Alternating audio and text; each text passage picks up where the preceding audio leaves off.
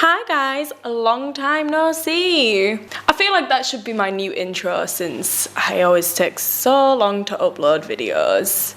But I am actually filming this on the day that I am uploading. So today is the 12th of March 2020, and unless you've been under a rock these past couple of months, then you should know that the coronavirus changes every single day. But yeah, I'm here to talk to you about how it is here in Vietnam, showing you some clips around the city, here in Ho Chi Minh City actually, I should mention that. Perhaps things are a little bit different in the north, and if you are from the north or perhaps the middle part or anywhere else that's not Saigon, then leave a comment down below because I'm really interested to see how your cities and provinces are dealing with this virus here in Vietnam. So as of the 12th of March, there are currently 35 cases or 39 cases in Vietnam. I'm unsure because a few websites say something different, and yeah, I feel like there's less media talking about Vietnam than say the UK, or unless because I only read English articles because I'm not quite at that point where I'm reading Vietnamese articles yet. But yeah, either way, Vietnam went over 3 weeks without any cases, and it was only a few days before that they were able to confirm that Vietnam was corona-free. And then, yeah, someone entered the country with the virus, and yeah, now it's spreading mainly in the north, unfortunately. But all honesty, how are you supposed to know that you have it when the majority of the cases don't even have the symptoms, especially at the beginning? So I don't think we should be blaming people when they get it, because any of us could literally get it. But what we should be complaining about is how some media outlets are reporting the cases of coronavirus.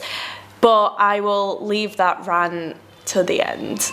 But maybe a reason why Vietnam did go so long without any more cases is because how they have handled the situation and how they have been actually so on top of it from more or less day one, more or less the first cases that were released in China. Whether that is because like Vietnam and China have close relations, but either way, they did contain it. The main thing that they did that is still ongoing now is they closed the schools. So schools started to close around the 20th of January, which is during Tet holidays. This is a holiday, a national holiday, so it's closed for like maybe 2 weeks. Correct me if I'm wrong, but I'm pretty sure they closed the schools after Tet from the 3rd.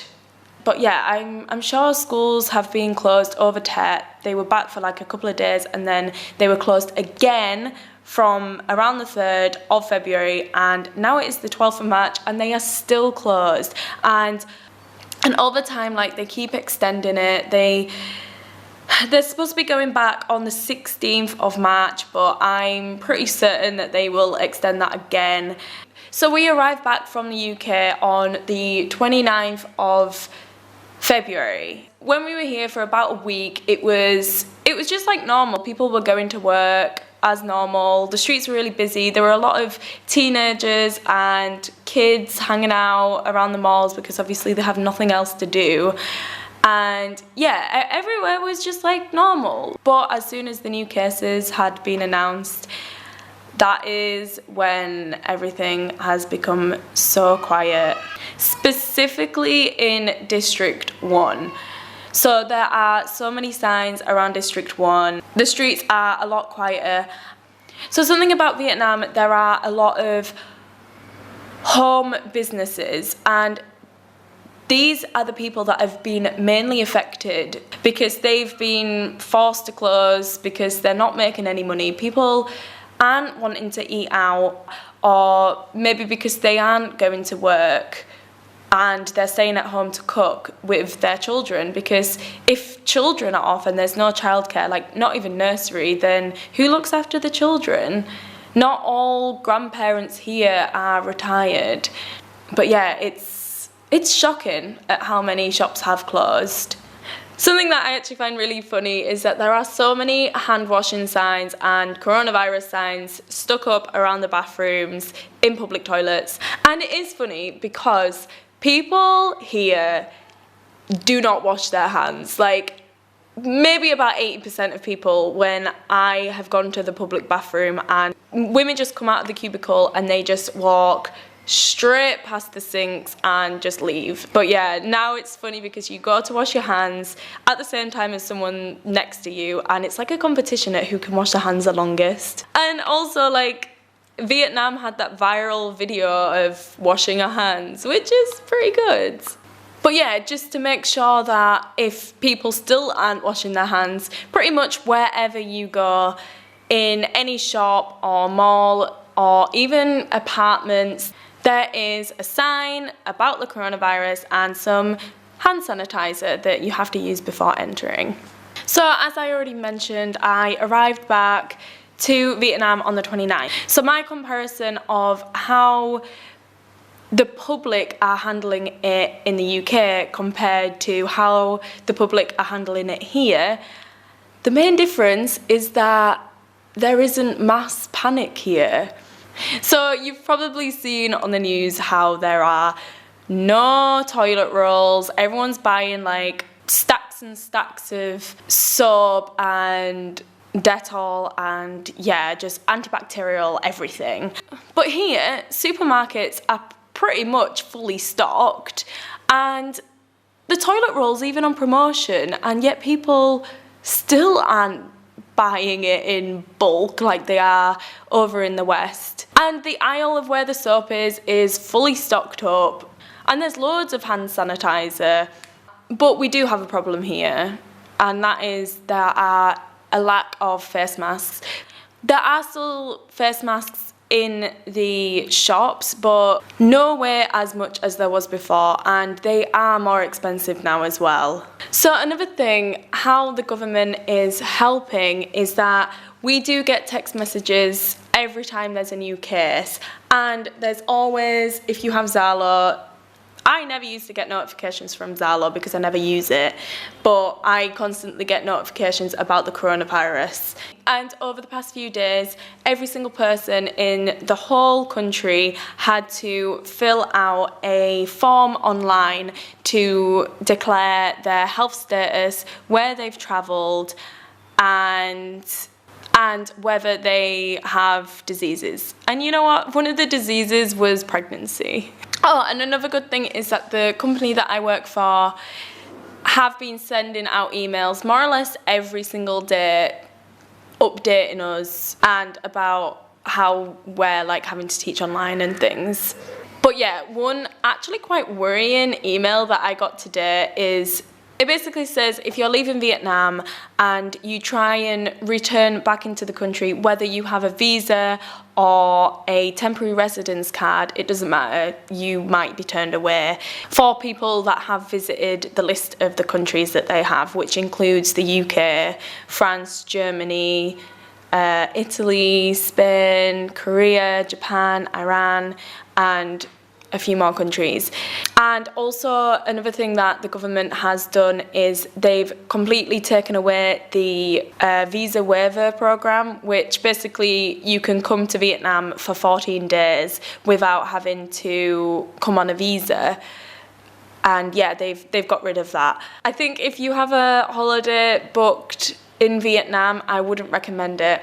But it does say here you will either be sent back to the country or you have to have a 14-day compulsory quarantine in Vietnam. And from what I've been reading about the British people that are in quarantine in the north, it doesn't sound like it's very nice. But yeah, another thing on this email, it says that the police are visiting the addresses of foreigners in Vietnam and just checking passports for travel dates. So yeah, I think we might be expecting someone coming round to just check our passports. But you know what? The probably the one and only thing that has annoyed me about the coronavirus is how the media, specifically in the UK, I mainly read UK media, but every single death that they've had in the UK, they've stated that these people have had underlying health conditions. And it kind of seems like a disclaimer that they're saying that, because it's like, all you ever hear is, oh, well, it's affecting the elderly. As long as you're young and healthy, then you're fine. But that's not true though, is it? Like, maybe there's a higher death rate in the elderly, but people are still dying when they're young. But either way, that's not the point. The point is that imagine having an underlying health condition and you're an elderly person. They must be so scared of this virus. I know that they're trying to keep mass panic to a low, but how horrible must it be for these people? And there was one British 70-year-old woman on the news the other day, and she was saying how she has just been put in this limelight because she's in that category of being elderly. And she said she's never felt so old. But these are human beings. They still have a long life left. If it wasn't for this virus, they are still going to be dying earlier than they would have done if it wasn't for this virus. They didn't die because of these overlying health conditions. They died because of the coronavirus.